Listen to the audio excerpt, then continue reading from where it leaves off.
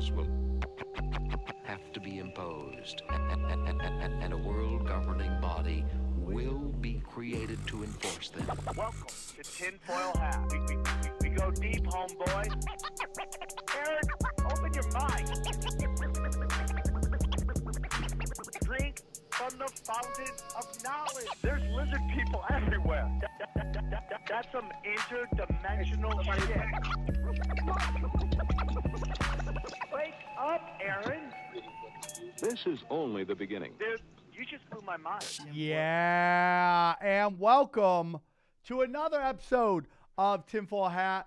XG is going to be getting here soon, maybe. There was just some confusion on today's episode, which was all caused by me. So my apologies to XG and to everybody who watches this only for XG. I know you are out there. We're going to get into it. We got a great show for you. This week I got 3 shows planned, and they're all wonderful. And this is kind of what I want to get into. You know, we're going to talk ghosts today. We're going to talk Anunnaki this week, and we're going to have Eddie Bravo in talking time machines. So it's a great week to get into this. This is what the show's all about. You know, we've been doing a lot of dark art stuff, and I kind of want to just look into some other parts of the world because there's so much going on in the world, and then just to focus on geopolitical, you could drive yourself crazy. But before we do it, it's everybody's favorite time. We pay the bills. I know you guys love that, so thank you for your support. Again, today's episode is brought to you by our good friends at Absolute Extract. Go to abx.org. They have everything, man. We are in the glory days of marijuana and smoking weed. If your state doesn't allow you to smoke weed, just know you live in an apartheid area of the country. It's ridiculous that if I stand on some part of this soil of this country, I'm legal. I stand in another place, it's illegal, okay? It's time to start getting in grandma and grandpa's face aggressively, make them eat pot brownies, blow smoke in their face, whatever it takes, get their cat high, whatever it takes to get them to vote for the legal full use. None of this with a card crap so they can take away your guns. And by the way, I'm joining the NRA this week because I'm going to fight this shit. I've decided nothing in politics matters except for keeping the guns. That's my new thing. That's my new party. Fuck bitches, get paid, keep guns. That's my new party, and nothing against women because you're not the bitches. I'm talking these fucking trailer trash. Okay, anyways, I'm getting myself deep. Go to Absolute Abstract at abx.org, and man, just help us out, man. Just help us out. They're not even looking for promo codes or anything. They just want you to go check out their stuff. They are the Reebok of weed. The difference between them and Reebok is they pay good money to the people who work for them, okay? So go check that out. Again, I got another BetDSI for all your bet needs.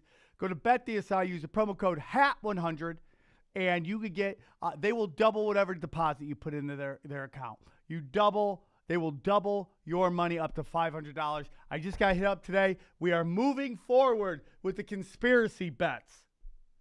You're going to be able to bet on conspiracies. How great is that? It's time to put your money where your mouth is. Go to BetDSI, use the promo code HAT100, and get yourself get in on it, man. Make some bets. Are the lizard people? All that stuff. Get going to that. And again, our good friends at Caveman Coffee. Go to cavemancoffee.com. Okay, do that. Go to cavemancoffee.com. Use the promo code tinfoil hat, and you can get 15% off your offers. Again, this is an independent company ran by my good friend Tate Fletcher. And they got everything you want. They got teas. They got nitros cold brew. They got everything. Coffee, mild roast, mammoth roast, you name it. CC winter roast, all that, man. The good coffee for you. Done right, prepared right. Not this turn and burn crap as I drink Starbucks, okay? Get it. Go get Caveman Coffee. Help out the show and help out our friends. We have a bunch of great shows coming up for you. So if you love the show and you want to support, this is a great way to support the show and to come meet all your heroes in one place.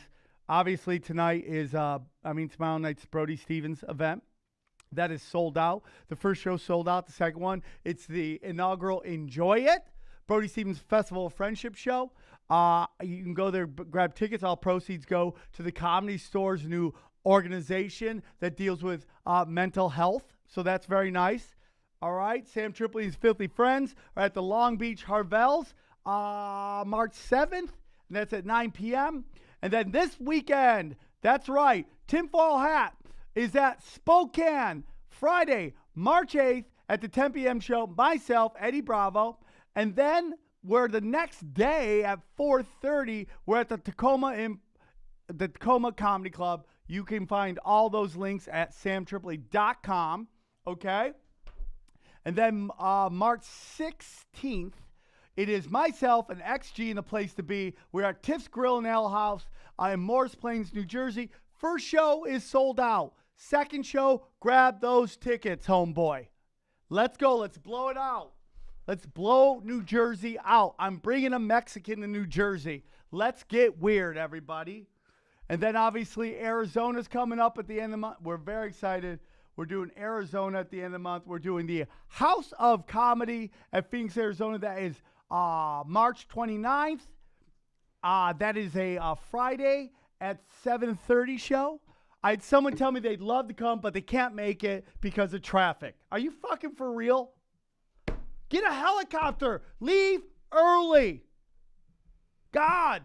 Camp out the night before. And then we announced it last week, but we're super excited. We're going to be in Tucson on Saturday. Eddie Bravo, myself, XG. We're at the 191 Tool. You go there, 191tool.com. That's Tool with an E. Grab those tickets now. And I'm proud to announce that it has been announced that Tinfoil Hat will be at this year's Skankfest, everybody. Myself, Eddie Bravo, XG will be in New York City. That's in June. We'll be there, dude. So we're coming to New York. Guns a-blazing. I told him, give us the big room. Because Tinfoil Hat people coming out.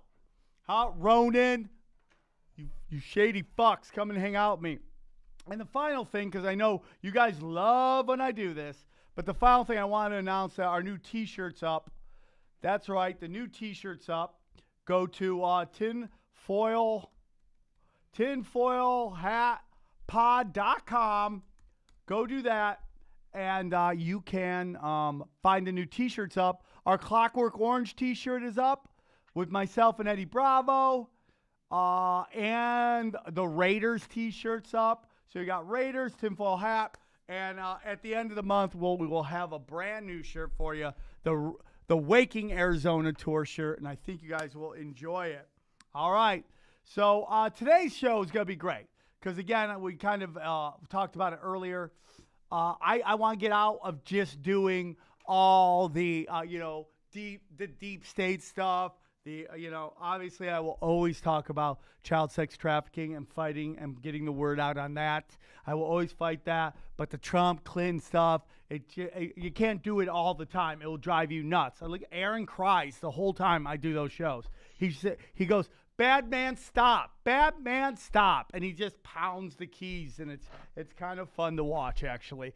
But so I wanted to mix it up. So I'm very happy to have our next guest on. I met him, where are we here? I met him at the Houston, which we're going back to Houston, at the Houston's Secret Group. And he's like, "Hey, dude, I have this really good show that I do. It's called Just Paranormal. And I deal with, and I go ghost hunting. And I'd love to have you on." And I'm super excited we could get him on. So please welcome from Just Paranormal. Paranormal. Sam, slow down today. You've had a lot of coffee. It's Paranormal, Just Paranormal. Please welcome JP Doyal. Sorry about that. That is the worst introduction I've ever done, and it's because I'm jacked on caffeine. No, you're good, man. I'm jacked on a little bit of speed, so I think we're gonna be pretty crazy this show. Thank you. Thank you for your honesty, dude. This guy goes hard in the paint. He's like, "Dude, we're doing meth. We're talking about ghosts." Thanks for coming on, dude. I appreciate you, JP. Thanks for reaching out, getting on the show. We had talked in Houston that we were going to get you on, and now we made it happen. Why don't you tell me a little bit about your doc that's coming out? I'm super excited about this. Yeah, for sure. Thanks for having me on. It's kind of surreal because I'm a big fan and I love what you guys do on Tinfoil Hat. Thank you, dude. And I recently saw your stand up in Houston. And real quick, I want to get some dick sucking out of the way because if you haven't seen Sam live, holy shit, dude. You had me leaning over laughing so hard, and I was sober, so I was laughing really hard, man. That was a lot of fun. Top five for sure. Not even joking. So. Thank you, dude. I do appreciate that.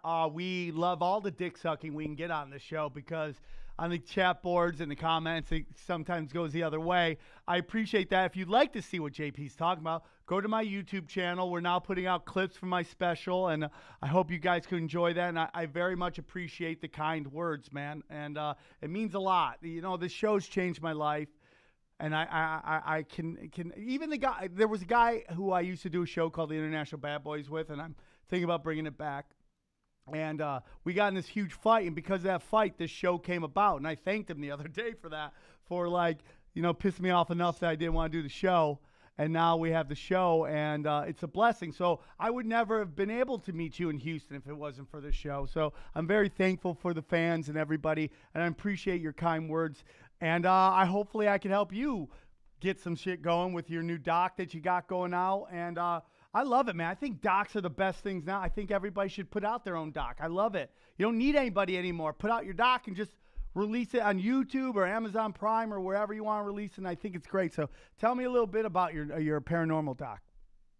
Yeah, so it's called Madhouse, a paranormal documentary, and basically it's four guys. It's me, my friend Steve, my friend Keith, and my friend Alex, and we all live in different parts of the country. One lives in Alabama, one lives in North Carolina, and one in New York. And somehow we became friends online, but I'm talking like close friends. Like we talk like on the daily almost, and well, not almost. We do talk on the daily. That's great. And our wives get nervous about it, but it's okay. And man, we just said, man, let's do something. Like let's not let this this distance keep us from making something great. So we decided to meet up at this place called Madison Seminary in Ohio. It's in Madison, Ohio. I mean, blocks away from I think it's Lake Erie that it's right next to.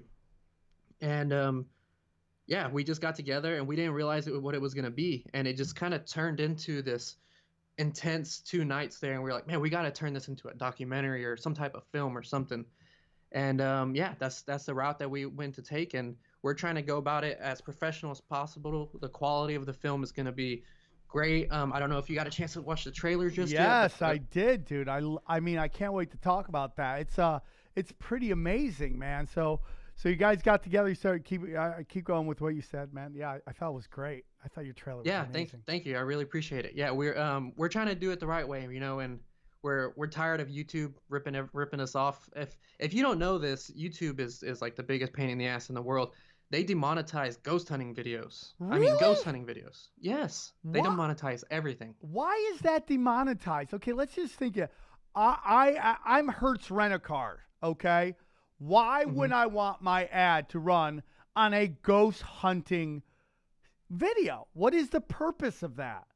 Well, how does that like I always say, like with my show, it's just like, okay, let's say I've nothing but people believe in lizard people on my show, right? We're just the lizard people show of record, right? And why do you care if they believe in lizard people if they're buying or renting cars and buying your products? And it wasn't matter if people want to learn about ghosts, the paranormal, ghost chasing, and all that stuff. Excuse me. Why does that hurts Rent-A-Car? I don't get that. I don't understand it either. It's super frustrating. And then recently I found out that they have ads on fucking you were talking about always bringing to light, the child pedophilia rings and stuff like that. And I don't know if you've seen, but on YouTube, the new thing now is they're monetizing these types of videos where these freaking pedophiles are. Well, are I'll tell you and why stuff they and- do that, dude. Because those videos are how they recruit people. That's the new way. There's people monitoring who's talking about that, following you down dark holes. And if you're in a position where they could use you for something, that's how they blackmail you. And Google is owned by all the people who do all the shady shit. It is what it is. It just is what it is, man. It's I love everybody freaking out about Michael Jackson right now. Like, the guy's been dead for 15 years. We've known this for 10 more. I mean, it's like, you're freaking out that this is what's happened. Like, how did you not know that his own sister, who ended up getting like estranged from the family because of it, now she's also a little crazy, came out and said she saw the checks. I mean, at some point, it's just got to be like, you just refuse to believe that bad things happen in the world. It's just weird. Yeah, it's ridiculous. So we decided, you know what, we're not gonna put this on YouTube for free. You know, it's about time. I've been doing this since I was 14 and I'm 25. And I'm talking, really been doing this since I was 14, not like dabbling in it. Like I was on a legit team when I was 14 years old. And I put a lot of time into it. And I know I listened to, you know, all of the comedy circuit podcasts like yours and Joe Rogan's and Bobby Lee and Theo Vaughn. I listen to all of those podcasts, and they always talk about how they hit that 10-year mark in the comedy world, and that's when, you know, things start rolling, things start moving. I said, you know what, I'm going to apply that train of thought to this. I've been doing it for about 10 years now. I want to start trying to turn this into some type of career or some type of, you know, something. Oh, well, I love that, dude. And that's an amazing thing. It's like I've been, you know, whenever I see people in, you know, that are artists, or maybe they're stuck in something that they're not enjoying, I go, whatever your passion is, there's a way to make $1 off it, and you just got to go hard in the paint on it, and just know this too will take time. Everything takes time. It's not going to be overnight. It takes time. And the fact that you were ghost hunting at 14, you know, is pretty amazing. What made you want to get in to just the paranormal? So it's really strange because my my reasoning is kind of like a Mandela effect. You're pretty familiar with Mandela yeah, effects, for right? sure. We've done episodes on it, an episode on it, yeah. I think I listened to that one, and it's strange because I literally have the memory of watching the show Ghost Adventures with my mom before she passed away, and but the show didn't come out until after she passed away. But I have a memory of watching the show with her. Oh my God! Yeah, it's really, really weird. But we used to watch those type of shows together, and she would always tell me, you know, you should try to get into this. And my mom, she had a rough life growing up. She was, you know, in the drugs and all kinds of stuff. I've been in and out of the system and stuff. And at the end there, she really was trying to make an impact on my life, right? So she's trying to, you know, talk me into doing cool stuff, try new things. And I was a bitch, and I'm still kind of a bitch about it, but I was more of a bitch then. And when she passed away in 2008. And I said, you know what? If anybody's going to talk to me, it's going to be her. So I actually got a voice recorder, and I set it next to her ashes, and I captured her voice telling my uncle that she missed him. Really? Really.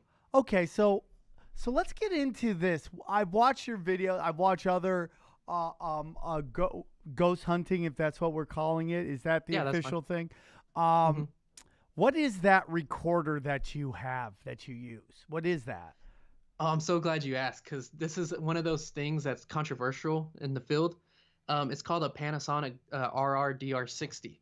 And they're super, super rare recorders. They were built in the early 2000s by Panasonic. And Panasonic actually stopped making the recorder because people were trying to get their money back for them, because they were saying they were getting voices of people that aren't there. So these doctors and lawyers bought this recorder to use, and they're catching these weird voices that they have no explanation for. So of course, you know, some ghost hunting person or a paranormal person got a hold of this, and he started using it, and before you know, it catches fire in the field, and now they're worth $3,000. Hold on. So nobody's making them anymore? They can't, because the chip. Okay, so the theory I've heard why is because there's two reasons why they think the microphone works so well, or the recorder works so well, is because the microphone's not protected, so it picks up different frequencies that normal voice recorders shouldn't pick up. So it's picking up these strange electrical sounds and stuff that it shouldn't be picking up, maybe tapping into wherever these dimensions that these spirits possibly could lie. Yeah. And then also the actual recording chip, since it is a digital recorder, the recording has to actually be somehow imprinted on this chip, and then it has to be changed to an audible sound. Well, this chip that was inside these recorders is no longer made anymore. You can't find them manufactured. So a lot of people think that it has to do with this chip. And some of the biggest, greatest minds in the field, like Bill Chappell, he's he's an engineer, and he does stuff for Ghost Adventures, the TV show and stuff. He's a really smart guy. He tried to reverse engineer it, and he couldn't do it. So now it's just one of those things. It's like, if you have one, it's like the Holy Grail. I found mine on Let Go in Colorado for $20. Oh my God. That's like Yeah, some poor lady antique did not know roadshow what she shit had. right there. Right? Yeah, That's some antique poor lady, she did not know what she had, and it was funny because she actually tried to rip me off because she had it listed for $10, and she said, "Oh no, baby," and obviously by how I'm talking, "Oh no, baby, it's $20," and I'm like, "Are you sure?" And I said, "The ad says 10." "Oh no, I was supposed to change it." I was like, "All right." She thought she was getting one over on me, and I'm like, "All right, well, I still Oh win." my God. So the factory that made it, why does anyone go to those people? Hey, whatever third world country, they pay them $1 to make that. Pay them $5 to make that. You would think. I have a friend that has, I think he said he has 11 of them. He bought a whole bunch of them before they got exploded. So he's sitting on what, 3 grand a pop, and they're only going up more and more. It's incredible. But the great thing about that recorder is no matter where I take it and no matter where I use it, if there's a activity there, for some reason it picks stuff up. I'm looking this way because I actually have it in my case over here. It just picks stuff up, man. That is so crazy. Now, let's get into, in your opinion, what you believe ghosts are. Like, I've always had my theory that, a lot of times when you hear that a spirit exists or a ghost exists, it's always based on that there was some kind of violent kind of death, right? They died a violent death, and I believe that, like, when you die, your soul, which is your spirit, gets reabsorbed into the universe, and then we can get into, whether you believe in the Tibetan Book of the Dead or, excuse me, Matt, or whatever you believe in, we could get into that. But I believe there's a transfer, and when a really violent death happens, unfortunately, that transfer can get messed with. It could get knocked off its loop, let's say, off its tracks, and then it gets stuck in between the here and there. And that here and there, it's stuck and it can't go to either place, so it's stuck in whatever building it or wherever the violent thing happened. What are your thoughts on that whole thing? Yeah, man, it's crazy. We're about to go deep, homeboy, like you say, because there's so many different routes that this could take. I've even come up with a theory that it could even coincide with the simulation theory. Because what if what we're seeing is just some type of glitch in the simulation, or there's more than one simulation going on at a time, so we're actually catching a glimpse into another simulation in that moment. Wow, I never thought about that. Yeah, it's crazy. I'm not or sure. Those are archons, right? Maybe archons who are running the whole thing, and you just happen to catch them doing some shady shit that moment. Like, maybe your recorder can record the people running the simulation. That might be interesting. Back after 9/11, I used to tour with a group called Axis of Evil. We would do gigs, and I was in it before. We were called the Arabian Nights because I was Armenian. I got included. That's a long story, but one day my friend Maz is on the phone, and he goes to make a call, and nothing. There's no signal. There's no nothing. And he goes, hello, hello, hello. And someone goes, hello. He goes, who is this? And they hang up on him. And I believe that was the beginning of like him being like tapped and stuff like that. Mm-hmm. And he just happened to get this. Somehow the connection got weird, and he caught them. And maybe that's what your recorder's doing. I mean, that's possible too. That like maybe it's recording the people running the whole. If you watch, what's that one world on HBO? What's it called? Oh, Westworld. Westworld. Maybe you're catching the people running that simulation, something along the lines of that. I find that interesting. Yeah, it's crazy. Like I said, there's so many routes that ghosts and spirits can take that I don't think a lot of people think about. I grew up in a Christian background. Actually, at one point, I thought I was going to be a pastor, which is really hilarious because I'm far from a pastor nowadays. But I grew up in a really Christian-like home, and whenever I was 10 years old or so, that's when I started getting in the church really hardcore. But I still believe in spirits, but I was a Baptist, and they don't really believe in spirits. But Catholicism, they believe in purgatory and things. So if you're going based on that, I think that if you die, why would your free will be surrendered? Because as long as we're alive, we still have free will.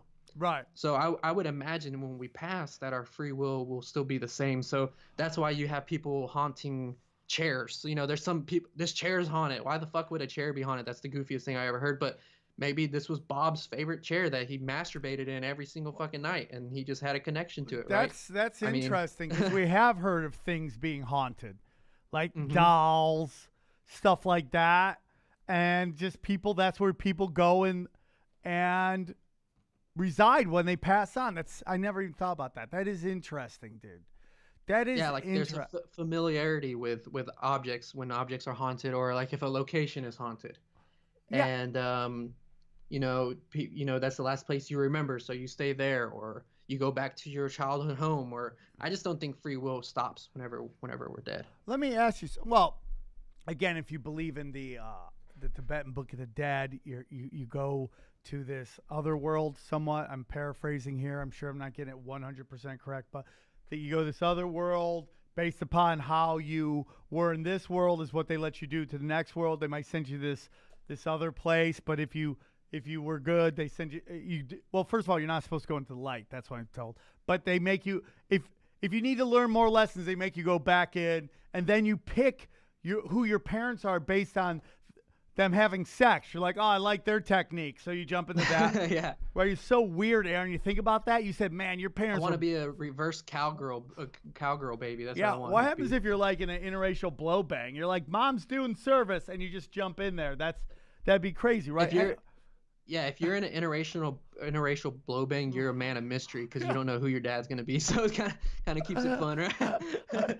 That's great, dude. So I mean that totally fits into it. Why do we always think ghosts are old people?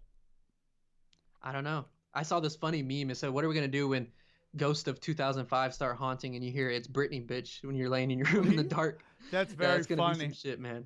And especially I was thinking about this in Los Angeles. Like, unfortunately we are we're destroying all the character of this town. We are knocking it down, and foreigners are coming in, and they are building these condos that are they look like Legos were put together to make a condo, and they have no character.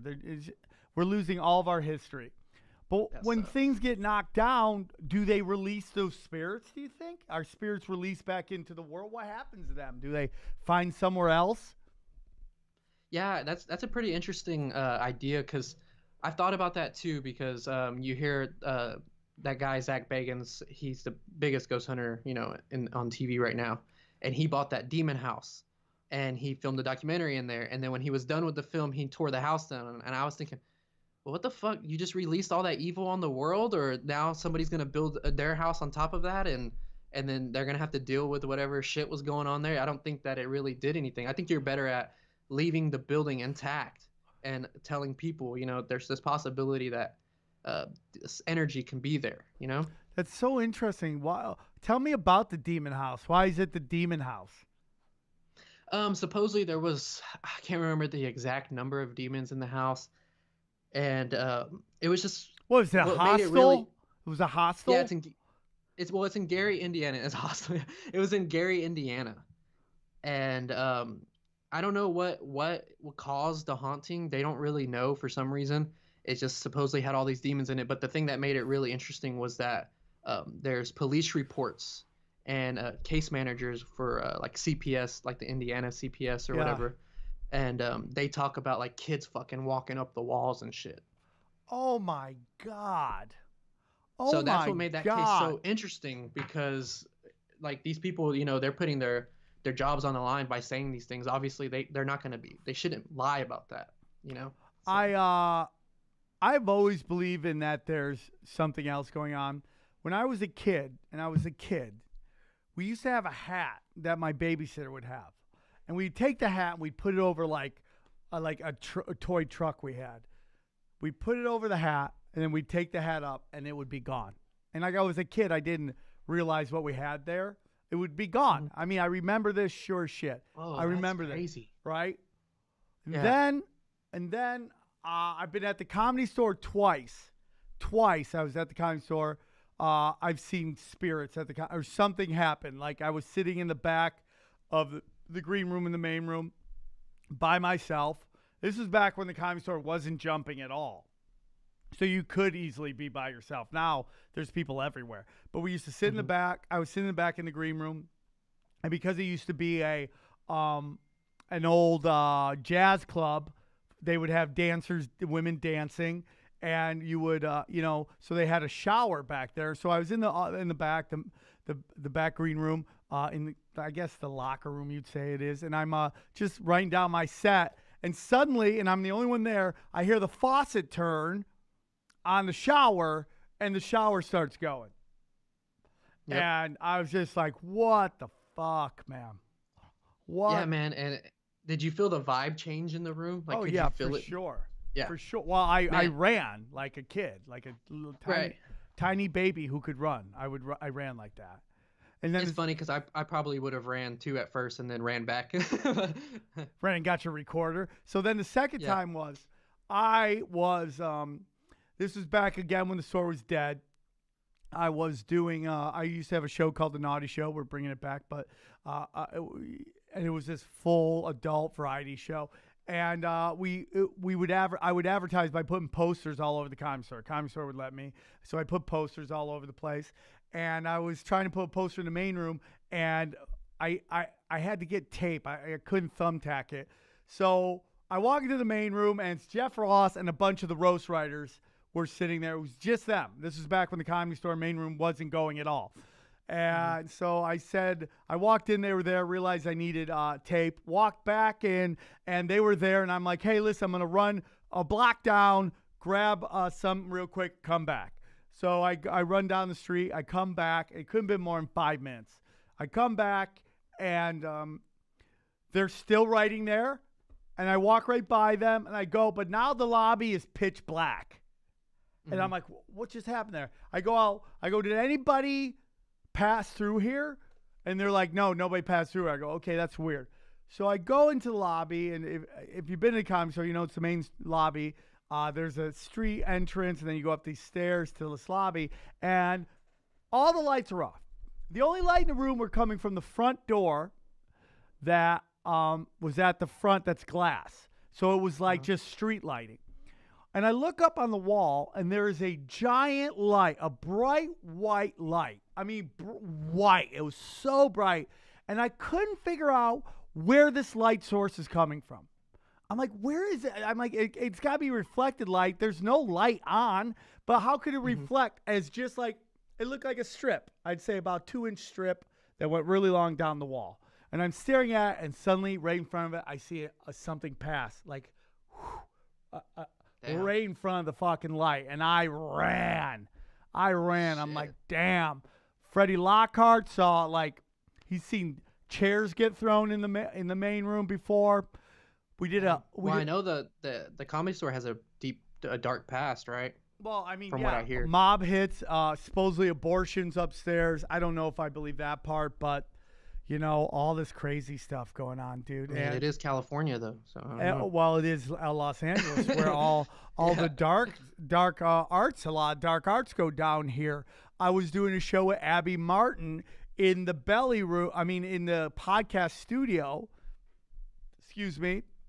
And people say they see an orb floating in the air. Then I was in Edmonton.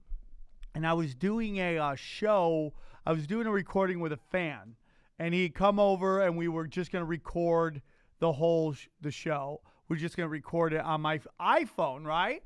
So the iPhone's right in front of us. I have a screen. I have it flipped so I could see what's being recorded. And we're talking, and I look into it because I'm trying to address the listeners. And in front of me, on the screen, passes something. I go, what was that? Yeah. Oh, what was that? And, dude, I'm too afraid to go look back, but I go, did you see that? He goes, no. I go, something just passed in front of us. And it's recorded on there. Damn, man. That's crazy. That's cool. I'm glad to hear that you have experiences because, you know, like you were saying before, I know this is a conspiracy podcast, and, of course, that type of stuff interests me too, but it's cool to hear your experiences because it's insane, man. You know, I take you for a credible source when it comes to like conspiracies and stuff. I know you know your shit. So to hear that you are having these paranormal encounters, it just a little more into my notch of, you know, maybe I'm not fucking crazy talking in the dark. to maybe nothing. Well, dude, here's the whole thing, man. It's just like, you're probably going to get people laughing at you because you're looking into something that they're too scared to look into. They're chasing dollars, they're not chasing love the way you are in your art.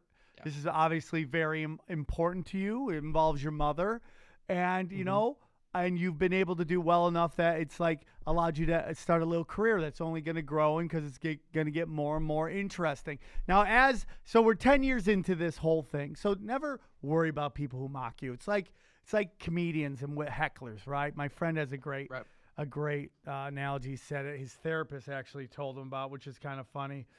But he's like, it's like these people you're entertaining, these critics, these trolls, these everything. They're like chained dogs, and you are a wolf that roams free, and they're jealous of that. When dogs fight each other, when one's on a leash and one is not, because one is really jealous that the other one is allowed to roam free. So when you do your own thing, man, people get really jealous of that because they didn't have the fucking nutsack to go out there and go through the rough times and go through the points of questioning your sanity, questioning whether you're going to be able to pay your rent this month, and then at the end, you got to go through it to get to it, and then you hit this nice spot. And I've done it. I mean, I tell people I've been doing comedy for almost 24 years now. 24 years I will be doing comedy. I think I started in November.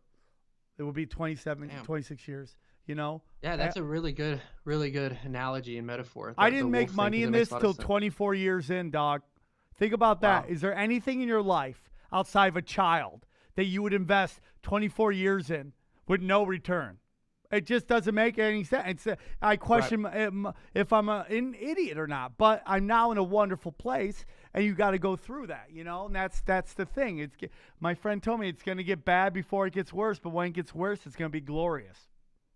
That's what another thing about the paranormal field that sucks is it costs a lot of money because a lot of the locations that we go into, if they're like a commercialized location, they require a cost to get into, and it's not cheap. I mean, a lot of the places are $500 a night.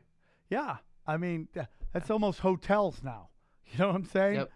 You just stay in haunted. And I don't make money. Airbnbs. You know what I'm saying? So you've seen some crazy stuff. What are the craziest or weirdest experiences you ever had?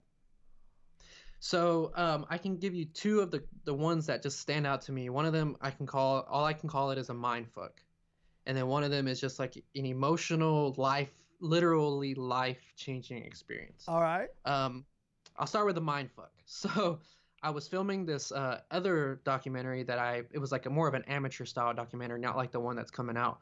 And the premise was I was gonna stay in a haunted jail for 5 days, for a whole week, completely alone. Oh, I stayed in this jail, God. all alone for a whole week. Yeah, in the summer in Texas. That was the worst part, Oh honestly. my God, dude. That's crazy to me. You can find it on YouTube. It's called Paranormal Isolation. I'll watch that, dude. That's crazy. It's cool, man, and I hope you like it. But, man, I caught some crazy stuff. Well, the last night, it was the last night I was there, so the property manager actually came back that night, like while I was getting ready to lay down and leave the next day. And something changed. I was laying on a cot in the old sheriff's office, and right across from the hall, there's a mirror there that a psychic put there that supposedly is like a portal. The psychic is saying it has a bunch of energy. And I'm laying in this cot, and the atmosphere and the feeling and the energy just fucking changed, dude. It just heavy. I got scared. I got anxious. Like my heart started pounding, and I said, "There's just something not right." And luckily, on this night, I wasn't alone anymore. So I was like, you know what? I'm gonna take a break for a second. I need a break. I went outside and I told Deborah, which she's kind of like my mom to me, and I told her, I said, "Hey, Deb, it's weird in there." Now, keep in mind, she runs this place, so she's there every weekend. Every weekend for years, she's been there. What she do if it's empty? What she do? Make sure nobody's. Well, it's one of those places where people come and they come out for the weekend and they'll spend the weekend there, pay money to spend the weekend there, and she runs it. So she takes care of it, and it's like an amusement park, a haunted amusement park. Almost. That's where I was gonna take you when you came to Houston, and I said I'm actually going to a haunted jail tomorrow. Oh my So God, dude. You would blow yeah, my mind. It's a haunted Airbnb, huh? They just. pretty much with Whoa. cells. So she walks in and she goes, "Man, it's fucking weird in here." And I said, "Yeah, I'm telling you, it's something strange." So we're talking and we're trying to figure out what's going on. And as we're trying to figure out what's going on, we hear somebody say, "Hello."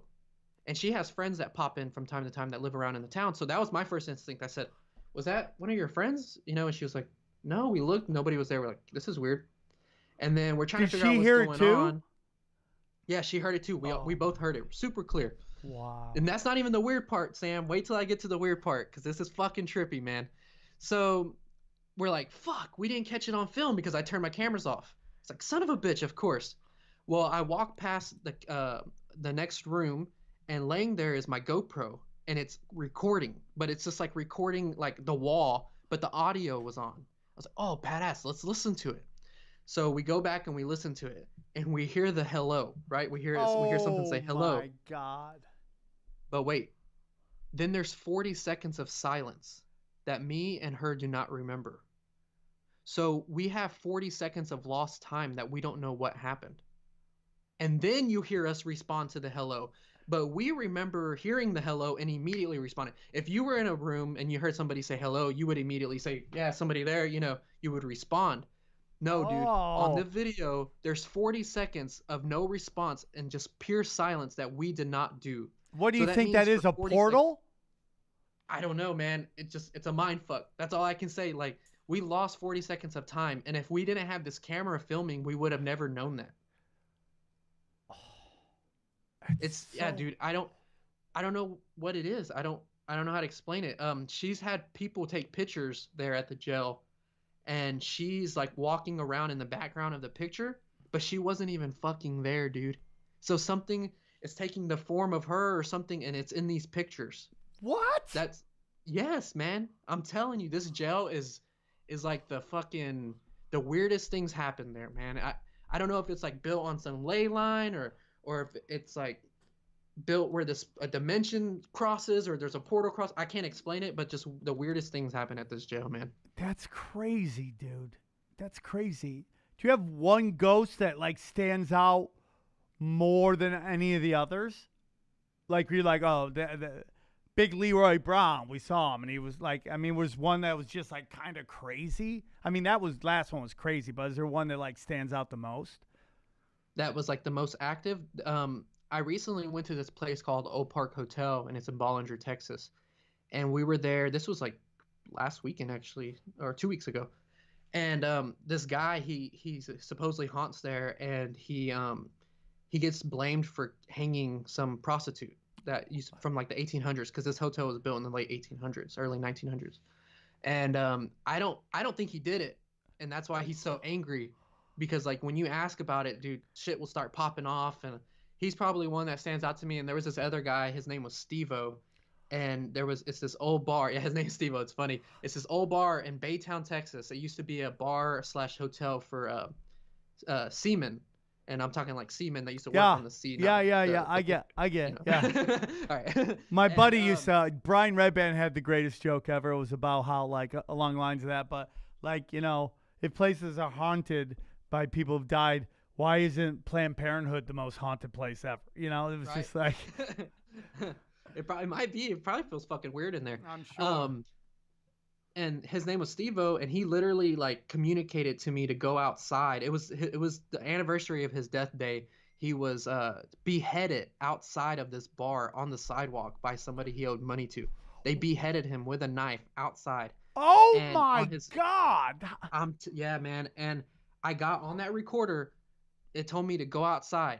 So I went outside, and he was talking to us on the ghost box, and he was just responding to us like over and over again. And it was just cool to see like him literally tell us, go outside, I can talk better out there. And then we went outside, and he was communicating better. It's insane. All of it on camera too. It's all on camera, all on my YouTube channel. Say, any of them ever funny? Any funny ghosts, like cracking jokes, busting your balls or anything? It's funny. I don't want to give it away because I sent you a video that we were gonna play where it kind of shows some highlights of some audio captures I got, and the last one is pretty fucking funny, man. So I'll save that one for that. But they cuss at you, they call you a pussy, and and sometimes, and I think they're just probably bitter because they know they're dead and they're just hanging out there in this abandoned building or something. But I've never run into anything like, I would say, like demonic. It's funny because I've been doing this for so long, hundreds and hundreds of investigations, and nothing stuck out to me where I was like, oh man, that's a fucking demon. Like I think that's just one of those misused things that's not. So you Not as don't bad. think any of them are maybe demons or dark elements that are coming from that that maybe we got from all these like kind of sci-fi shows, like True Blood, See, maybe, I don't know. yeah, you see, I think that some of them can be and they are. I've just never encountered one, and I mean, I've encountered angry spirits. I mean, if you're an angry person in life, and then you move on, I mean, why wouldn't you still be the same type of person? So I've encountered people like that, evil, mean spirits, but nothing where I was like, wow, that's demonic. Even in my craziest, life-changing experience, which is kind of a good segue because I went to this location in Richmond, Texas, and it was an old hotel. Excuse me, and I was doing an EVP session with a group full of people, and out of nowhere, I got like this like weird feeling where I felt like I was like on a boat almost like waves, and then I had like this lump in my throat as if I was gonna like start crying, and it just felt really weird. I felt really off, and the room was pitch black. The only thing that was given light was there was a skyline with like um, a light pole somewhere was shining light through the skyline, and I'm sitting there and I can see like darkness come around me more. Like it got darker. I don't know how to explain it. It was already dark, but it was darker. It was Yeah. like dense. Yeah. And then my friend across from me, my friend Roman, my cameraman, I said, "Man, it feels weird. I feel weird, and I feel like it's getting darker." And he's like, "Dude, I see something dark forming around you." And I was like, "Are you fucking serious?" Oh my God. And I'm starting to kind of freak out a little bit, and then all of a sudden I like snap, and I go in this like weird zone where I just like zone out, and they're like trying to get me out of the room, and I'm like, no, I was ready to fight these people. I was like, I did not want to leave the room, and then it just kind of went on. They finally got me out of the room, and I just felt off the whole time. I had my own thoughts still, but I couldn't control my actions, and I started thinking about then I had these like I had my own thoughts of my own self saying, man, this is fucking weird. But then I had these weird conflicting thoughts, and it was like telling me to harm people. And it was like my friends right across from me. I'm not. This is like sounds insane to say. I literally imagined bashing my friend Karen's skull in with a flashlight.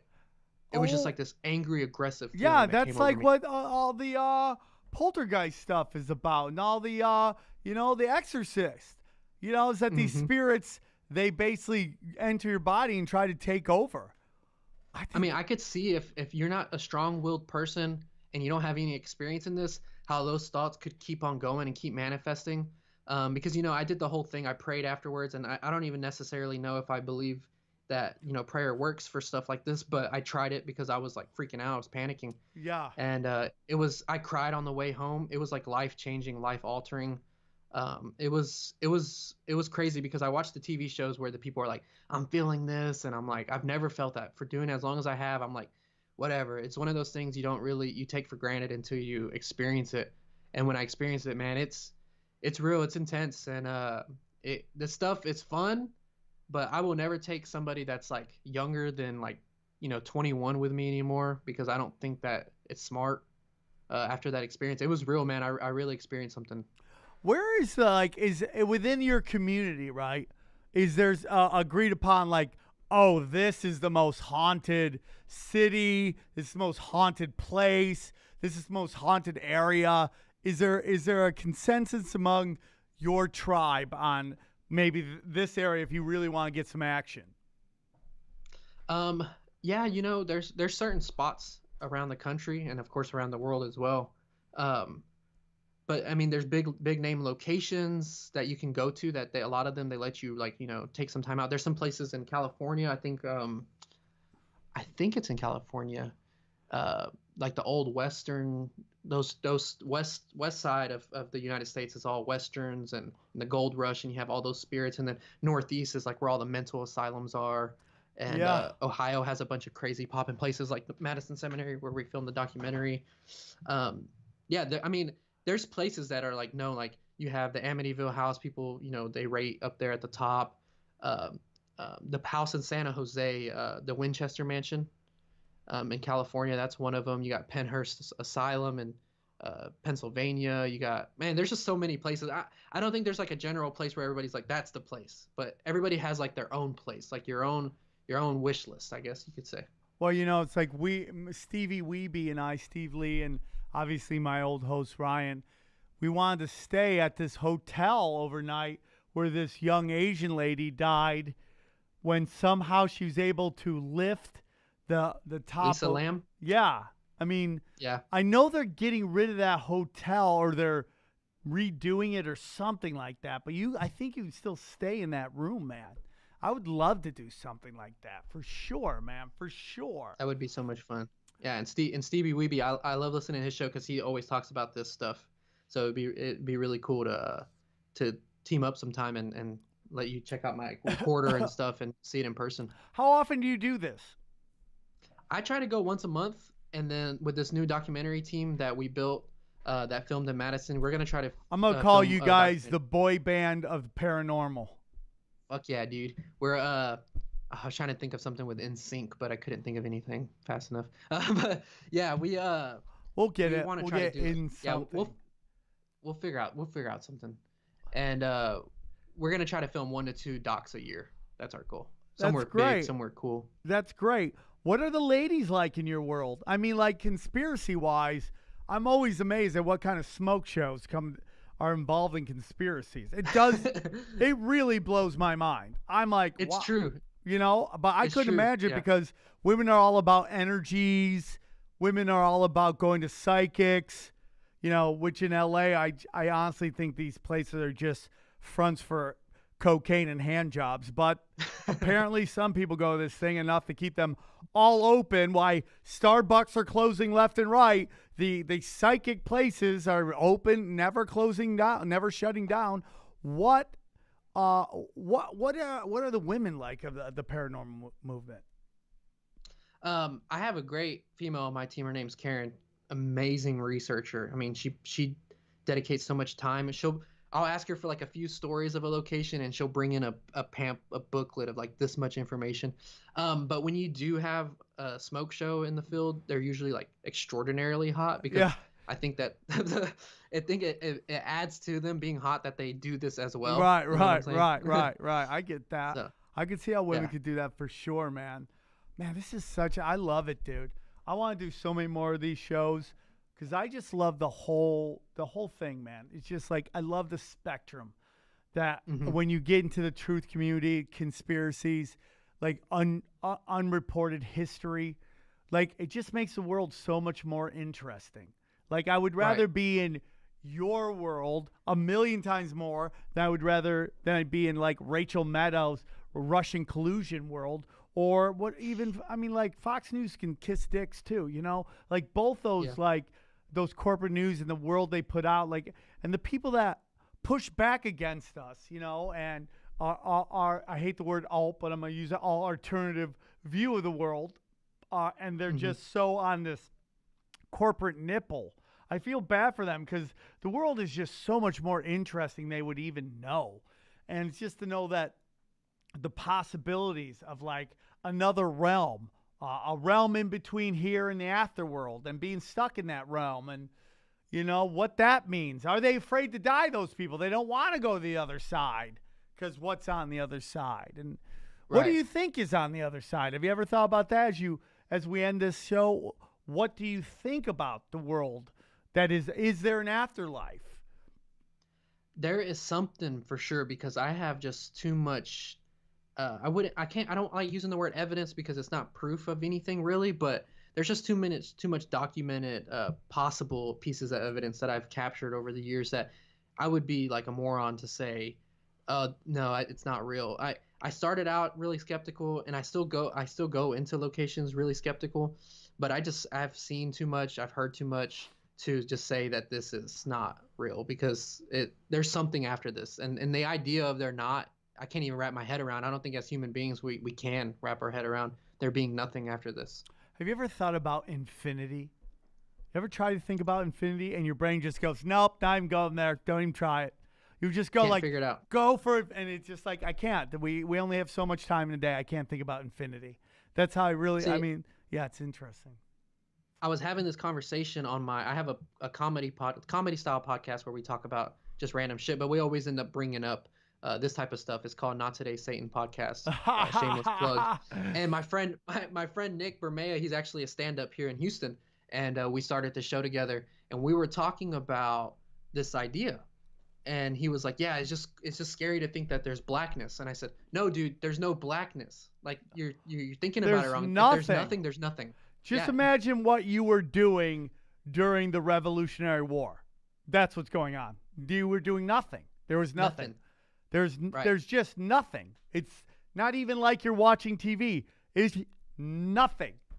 Yeah. Right? And that thought scares me, and I think that's what drives me to continue doing what I'm doing. It's kind of comforting in a weird way. I don't know, man. Like, my buddy just passed away, killed himself, Brody Stevens, and I think of the pain he was in, and makes me super sad. And I would never kill myself. I think the world is a wonderful, wonderful place. But when that day comes, when, whatever runs the simulation is like, Sam, you've had a good time. You're an old man now. You're 1,000 years old, however long I live to, whatever that is, I'll be like, okay, man, had a great run. What's next? Yeah. And if he's like, nothing, I'm like, okay, thanks for the time. And I don't know why people, the guy who we had who wants to become a robot, I'm like, what are you afraid of? What are you afraid of, man? I don't, man. I think we only have a little bit of time here, even if it's, you look at 100-year-old people, do they look like they've been here? They're like, they're having a wonderful time. It's how do you fill that time that you're here? That's amazing. And, man, this just opens up a whole bunch of stuff. If you get out to LA, let's hang out. Let's figure out something. Maybe I can still bring back the Comedy Store thing. I'll pressure them a little bit more. Tell them we'll take out all the insurance we can. Maybe we'll see if one of the security guards there that is into it, he'll hang out with us. Make sure we don't do anything, even though it's Mecca and it's a cathedral, and I would never hurt the Comedy Store. So we'll see, man. We'll see, JP. Cool, plug man. all your shit, dude. Plug all your shit right now. Yeah, if you want to check out Madhouse documentary, we do most of our stuff on Facebook, and just check it out. You can find us at facebook.com/madhousefilm, I believe. But if you just type in Madhouse Paranormal on the search bar, it'll come up, I'm sure. And also, if you enjoy like comedy style podcasts or just like cool hangout podcasts, Not Today Satan podcast with my friend Nick Bermea. But those are the two things I really I love doing, and like you said, just trying to keep going and enjoying this life, man. All right, JP, you're a G, my friend. You're a G. I appreciate you. Shout out to all those ghosts out there. And we'll do this again soon. Thank you so much for coming on the show, man. I appreciate you. Cool, man. Appreciate it. Guys, thank you so much for coming on. It's been a great show. Looking forward to the next one. It's going to be a great week of talk. And we'll talk to you guys all soon. I hope you guys enjoyed the show. Take care.